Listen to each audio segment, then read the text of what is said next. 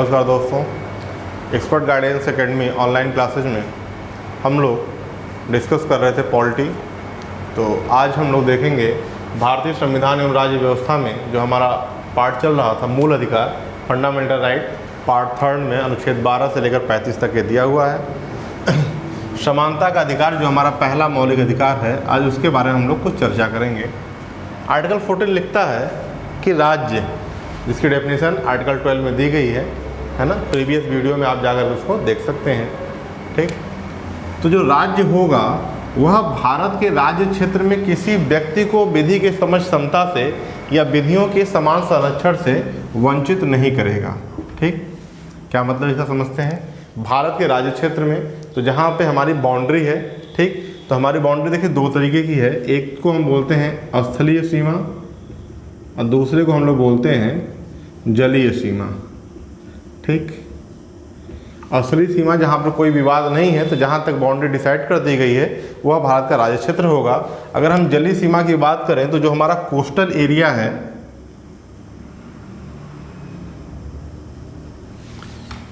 ये जो हमारा तटीय क्षेत्र है, अगर हम इसकी बात करें तो यहाँ तट से 12 नॉटिकल मील तक 12 नॉटिकल मील तक हमारी जो है पॉलिटिकल बाउंड्री होती है, मतलब हमारे नियम कानून लागू होते हैं। ठीक, अगर हम आर्थिक संसाधनों की बात करें तो उस आधार पर, यानी जोग्राफिकल बाउंड्री की बात करें तो 200 नॉटिकल मील तक मिलता है समुद्र के अंदर, लेकिन पॉलिटिकल बाउंड्री हमारी 12 नॉटिकल मील तक होती है। यानी कि तट से 12 नॉटिकल मील समुद्र के अंदर तक का है ना, नॉटिकल मील जो है वह समुद्री दूरी को नापने के लिए यूनिट है। यदि हम इसे मीटर में कन्वर्ट करेंगे तो 1 नॉटिकल मील में 1852 मीटर होता है। ठीक, तो 12 नॉटिकल मील तक जो है भारतीय जो रूल है वो लागू होते हैं। तो पहले ये जो राज्य क्षेत्र था यह आपको समझ में आना चाहिए। तो यह भारत का क्या होगा, राज्य क्षेत्र होगा समुद्र के अंदर। बाकी जो लैंड बाउंड्री है वहाँ पर कोई डिस्प्यूट अगर नहीं है तो जहाँ तक डिसाइडेड है वह आपकी भारत की असली सीमा आती है। ठीक, कई बार आप देखेंगे कि दो देशों के बीच में बहुत सारे ऐसे स्पेस होते हैं जिसे हम लोग नो मैंस लैंड बोलते हैं, यानी कि वह ऐसा स्पेस होता है जो डिसाइडेड नहीं है कि वो किस में है। तो वहाँ पर न तो भारत के नियम होते हैं, बाकी जिस और भी संबंधित जो देश होता है उसके भी नियम कानून नहीं होते हैं। ठीक, तो उसको यहाँ नहीं पढ़ना है हमें, लेकिन ये जानते रहिएगा ऐसे ही बहुत जगह हैं जो डिसाइड ही नहीं कि कहाँ पर है। ठीक, इंडिया नेपाल बॉर्डर पे आपको बहुत सारे ऐसे स्पेस आपको मिल जाएंगे। प्लीज़ आइए देखते हैं यहाँ पर। तो राज्य, भारत के राज्य क्षेत्र में किसी व्यक्ति को विधि के समक्ष क्षमता या विधियों के समान संरक्षण से वंचित नहीं करेगा। यहाँ या शब्द जरूर है, लेकिन विधि के समक्ष क्षमता और विधियों के समान संरक्षण, इन दोनों में डिफरेंस है, इसलिए हमने दोनों को अलग अलग लिख लिया है। यहाँ पर देखिए लिखा है से वंचित नहीं करेगा। कुल मिलाकर जो भी विधि बनाई गई है वह सभी के लिए क्या होगी, समान होगी, सबको समान तरीके से सुरक्षा प्रदान करेगी, ऐसा अनुच्छेद 14 में कहा गया है। और राज्य इससे किसी भी व्यक्ति को वंचित नहीं कर सकता।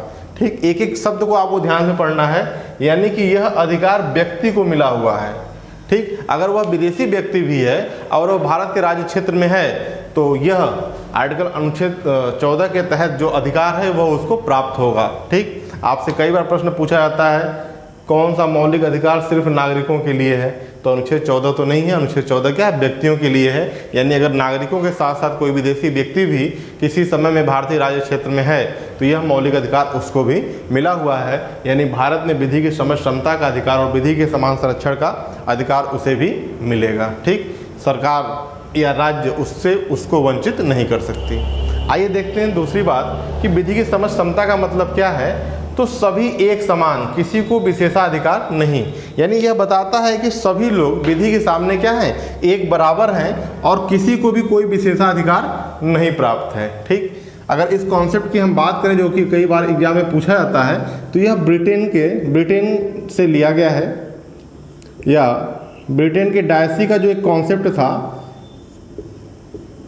विधि का शासन, रूल ऑफ लॉ, यह वहीं से अभिप्रेरित है ना।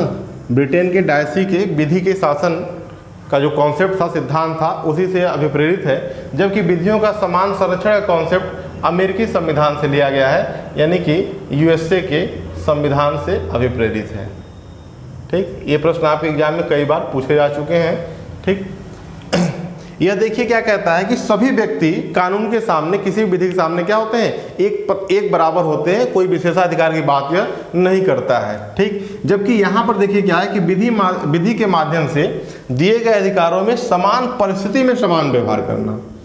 ठीक, परिस्थितियों को भी यहाँ पर चेकआउट किया जा सकता है। जैसे मान लीजिए कि जैसे कहा जाता है कि भाई कोई भी व्यक्ति चाहे अमीर हो चाहे गरीब हो, जो कानून है वो सबके लिए क्या है, बराबर होता है। लेकिन ऐसा भी होता है कोई गरीब व्यक्ति जो कानून या विधि जो बनी हुई है उसका संरक्षण प्राप्त ही नहीं कर पा रहा हो, उसकी वहाँ तक पहुँच ही नहीं हो, तो विधि को यानी कि कानून को चाहिए कि वह स्वयं उस व्यक्ति तक अपनी पहुँच को सुनिश्चित करे, है ना।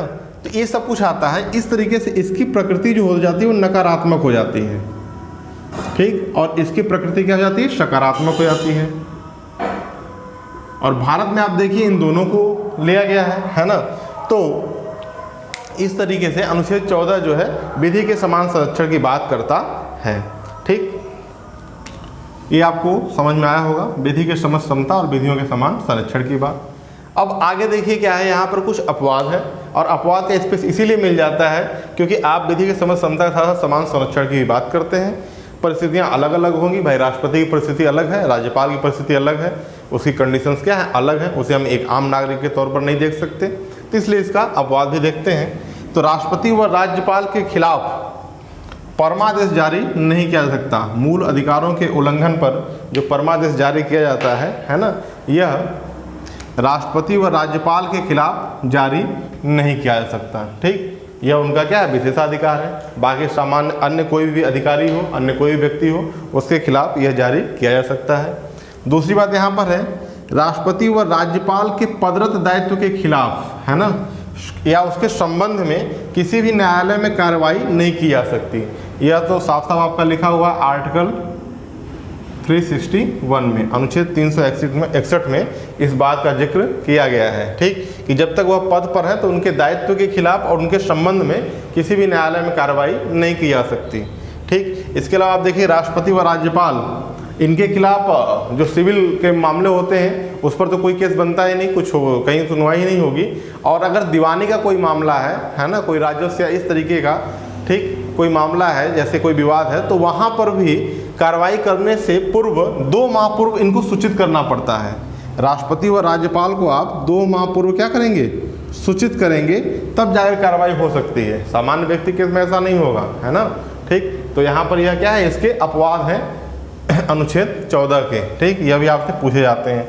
इसके अलावा देखिए जो विदेशी राजनयिक यानी जो राजदूत हमारे देश में रहते हैं दूसरे देशों के, ठीक, शासकों, संयुक्त राष्ट्र संघ व उसके एजेंसियों को भारतीय न्यायालयों को सिविल अथवा आपराधिक अधिकारिता से मुक्ति, है ना, अगर इनसे भी कोई ऐसा अपराध होता है तो उससे क्या है, इनको मुक्ति प्रदान की जाती है ना। इसके अलावा आप देखिए भारत में सांसदों व विधायकों को भी विशेषाधिकार प्राप्त है। ठीक, सांसदों को अनुच्छेद 105 के तहत और विधायकों को, जो मतलब राज्य की विधानसभाओं जो सदस्य होते हैं, इनको अनुच्छेद 194 आर्टिकल 105 और आर्टिकल 194 के तहत इनको भी क्या है, विशेषाधिकार प्राप्त है। इसके अलावा आप देखिए मीडिया को भी कुछ विशेषाधिकार दिए गए हैं। ठीक, मीडिया को भी विशेषाधिकार प्राप्त है आर्टिकल 361A के तहत, है ना। ठीक, तो यह कुछ जो आपके सामने हमने बताया, यह विधि के समान मतलब संरक्षण और समता की बात करते हुए अनुच्छेद 14 के तहत प्रदान किए गए मौलिक अधिकार हैं। यहाँ से अक्सर प्रश्न आपसे पूछे जाते हैं, तो एक बार इसको ढंग से आप पढ़ लेंगे। ठीक, राज्य क्षेत्र क्या होता है ये भी आप समझ जाइए, यहाँ पर हमने आपको एक्सप्लेन कर दिया। ठीक, और अनुच्छेद 14 के तहत जो मौलिक अधिकार मिला हुआ है विधि के समस्त समता और संरक्षण का, यह व्यक्तियों को मिला है, न कि नागरिक को। यानी कोई विदेशी व्यक्ति भी अगर भारतीय राज्य क्षेत्र की सीमा के अंतर्गत है तो उसको जो है यह अधिकार क्या होगा, प्राप्त होगा। ठीक, नोट कर लीजिए इसको।